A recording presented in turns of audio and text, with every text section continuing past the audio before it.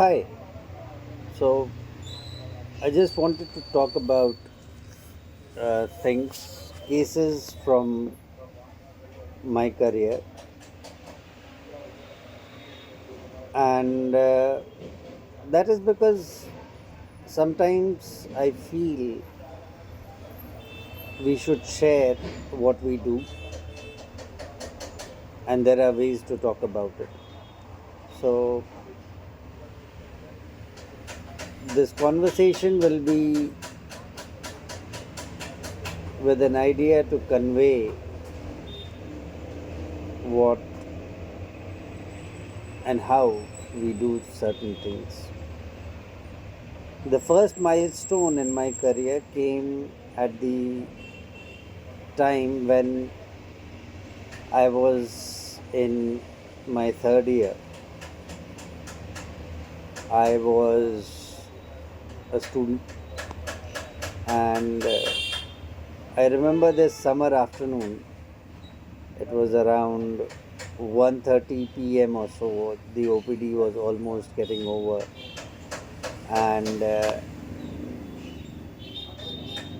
we had this child come in from Pratapgarh, 3.5 years old. I was a student in Allahabad. So this child came in, and at the outset he was comatose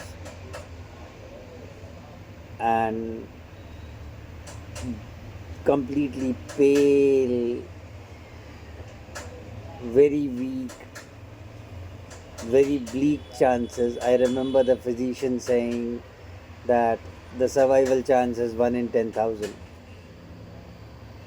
And I was asked to take care of the child.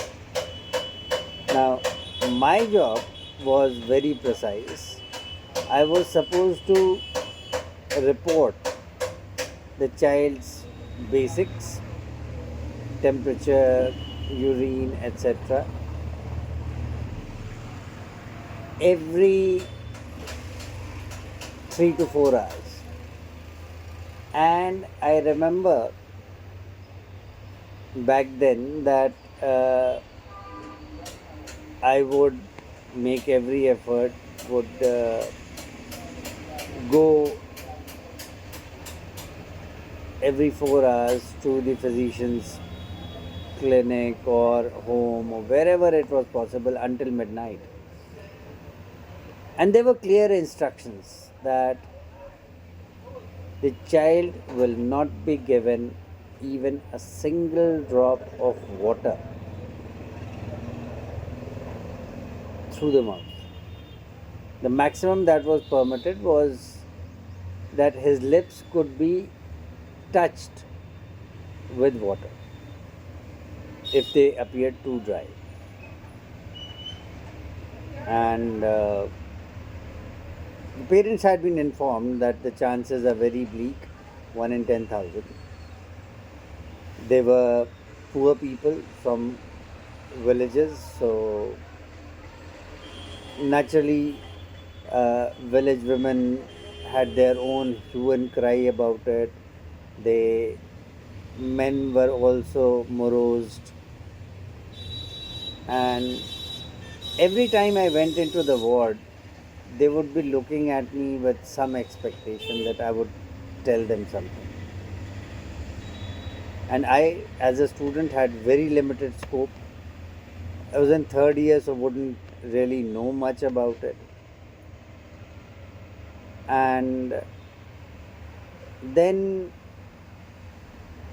doing that, it was close to 72 hours, I remember, when something changed. But in between, the parents, especially the mother, she just kept wiping the child's body with wet cloths, uh, keeping the fever down. At On the third day, as I said, around 72 hours, the child opened his eyes, and I still remember the parents, the way they were crying, the smile they carried, and the emotions that percolated through the atmosphere. Even the nurses, the ward, it had a different feel at that moment. And I still remember that even after that, when they asked, now can we give him some water or something, and I said no. Until I have the instructions clear, I will say no. And they waited. They waited until the evening when the physician came in, the pediatrician came in, they had a look at the child.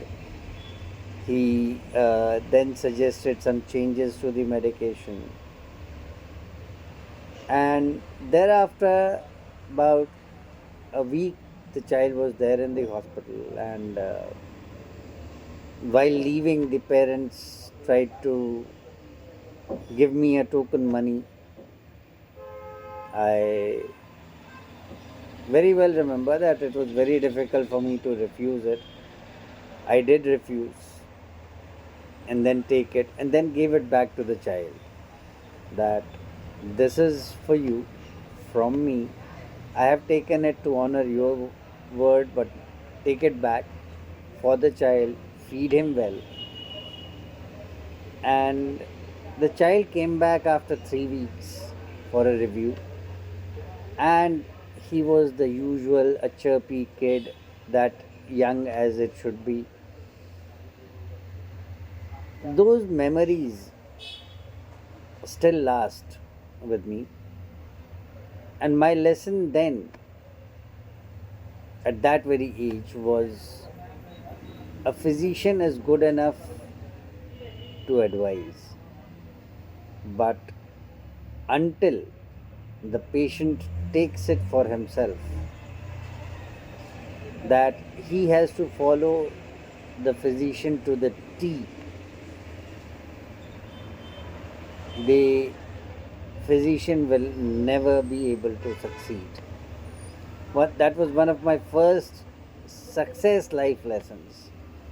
And that is why I still always give credit to all my patients who get healed, who get improved, that yes, I did advise, I did follow up, I did take care of what I had to. That was my job. But beyond that, it is their personal effort, their tenacity, and their honesty that has brought them to the cure, to the present health status. And it is they who need to follow it further so that they remain healthy.